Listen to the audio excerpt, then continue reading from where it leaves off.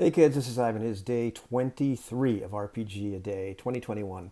And the word that I've chosen for today, the primary prompt for today, is memory. Michael Mornard and I are friends on Facebook. And if you don't know who Michael Mornard is, he is one of Gary Gygax's original players. You can open up the old AD&D books and find his name in there. And he's also the inventor of the gelatinous cube. And nowadays, we interact mostly on Facebook. Years ago, we interacted on internet forums about RPGs, which I really don't do that much anymore. And very often when the topic of story would come up, Michael would chime in with, the story is what the players did. These days, I'm more likely to hear him say, most people are booger-eating morons on Facebook. And both quotes really kind of make me smile. So these days, I'm also much less given to arguing about one true way and how you should play and all that kind of stuff. And I realized the futility and the lunacy of arguing about things like bias and preference. However, very often it's at least useful to kind of see where the intentions and styles of particular games or players are coming from.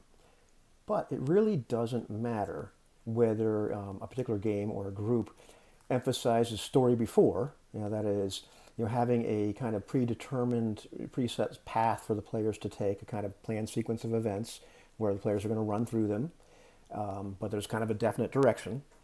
Or story now, where literally everybody at the table is, having their decisions guided by what would be good for the story. There's an intentional creation of a story in the moment.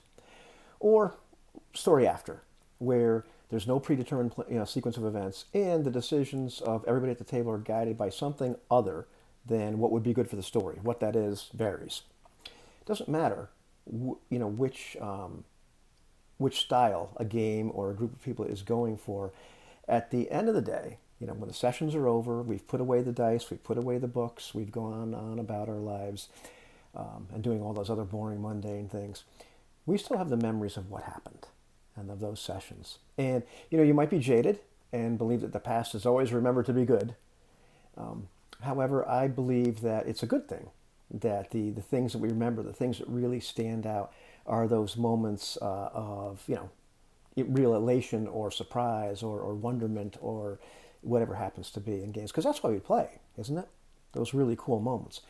And so I have a ton of memories from RPGs and RPG sessions. I certainly have those memories of reading a game for the first time and being like knocked out, like, wow, look at this, or hearing about somebody talking about it, or some discussions. But I have a lot of memories of game sessions themselves.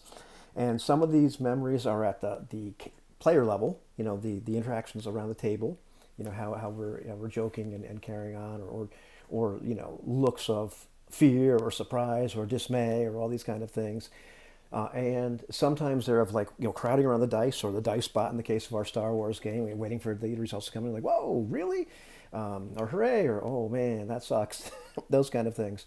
And some of the memories are of what's actually happening in the game level, whether it's from the standpoint of the characters, how did my character feel, or what, the events of the fiction itself. And oftentimes it's a curious mixture of all those sorts of things. But I remember those moments because we're experiencing the game on several different levels, aren't we?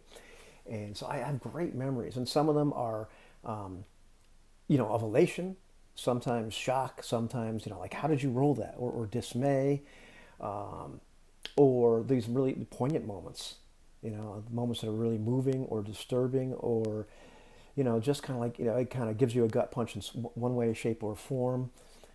Moments of triumph, moments of despair, you name it. Moments of absolute hilarity. My memories are full of laughter. There was just a ton of moments where we just really laughed and had a good time. Memories of fun. And, I can look back and some of these memories are, of, bonding, the forging the ties of friendship, or reinforcing those ties, the bonding that happens at the table amongst human beings.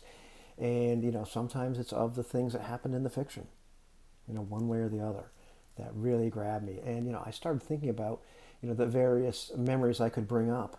And there's just too many of them. But certainly, playing a game run by Big Mike and, having players like, Captain Shanky, open that door right away. And the big block falls on him and kills his character. I'll never forget that.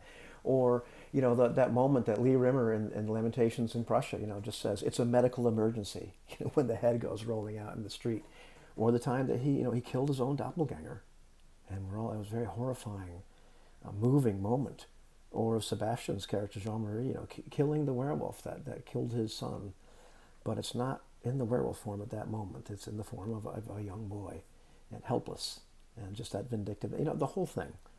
Just so many great memories. Memories of the madcap and hilarious scenes that our characters get into in Star Wars.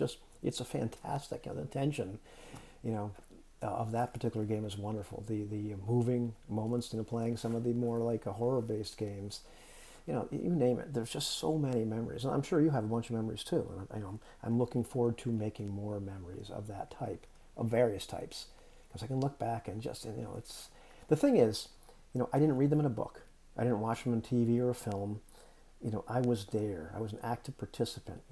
I helped. I was involved in those memories. I didn't just watch them on the news. I was there. Those memories are mine. And thinking back about all these memories, you could sit down and I could tell you some stories. The story is what happened. Have a good one, kids.